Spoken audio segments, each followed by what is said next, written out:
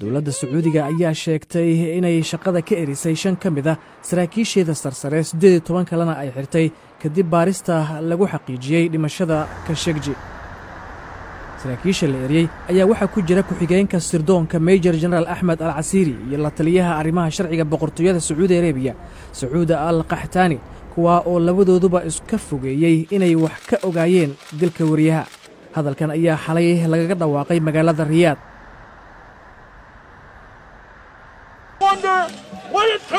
magaaladan Washingtonna Jimcihii shalay waxaa dad arrintan ka dibad baxayay ay socod ku tageen aqalka cad iyo xarunta wasaaradda arrimaha dibadda iyagoo dalbanayay in maamulka Trump uu jawaab adag ka bixiyo dilka wariye Khashoggi. xukuumadda Turkiga ayaa horey u sheegtay in wariye Khashoggi la dilay xubinna loogu dhex googooyay qunsuliyadda dhexdeeda. dilkaas oo ay fuliyeen sida baarayaasha Turkigu sheegeen 15 ka mid ah sirdoonka Sacuudiga oo dalkaasi u duulay kadibna ka duulay isla maalintii uu falka dhacayay ee 2 bisha Oktoobar. mudanayaasha Koongareeska Mareykanka iyo dadka u dhaqdhaqaaqa xuquuqul insaanka ayaa dhaleeceeyay kulan uu xogayaha arrimaha dibadda ee Mareykanka Mike Pompeo talaadadii la qaatay dhaxal sugaha boqortooyada Sacuudi Arabia. waxaan la kulmay boqorka waxaan kaloo kulan dheer aan wada qaadanay dhaxal sugaha boqortooyada.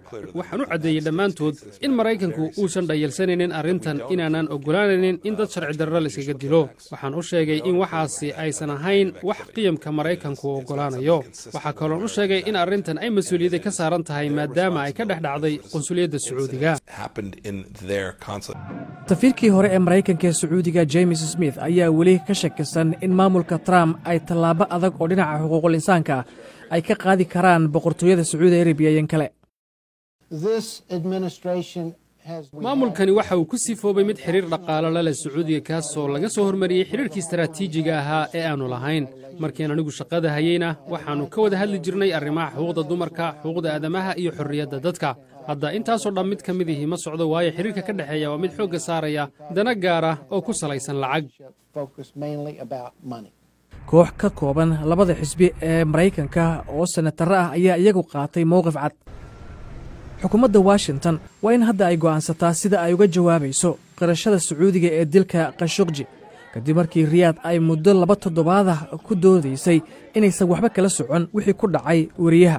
madaxweynaha Mareykanka Donald Trump ayaa wixii dhacay ku tilmaamay mid aan la aqbali karin isagoo raaciyay in Sacuudigu uu tallaabo muhiima u qaaday xariga shakhsiyaadka arrintan lala xiriiriyay weliba si degdega.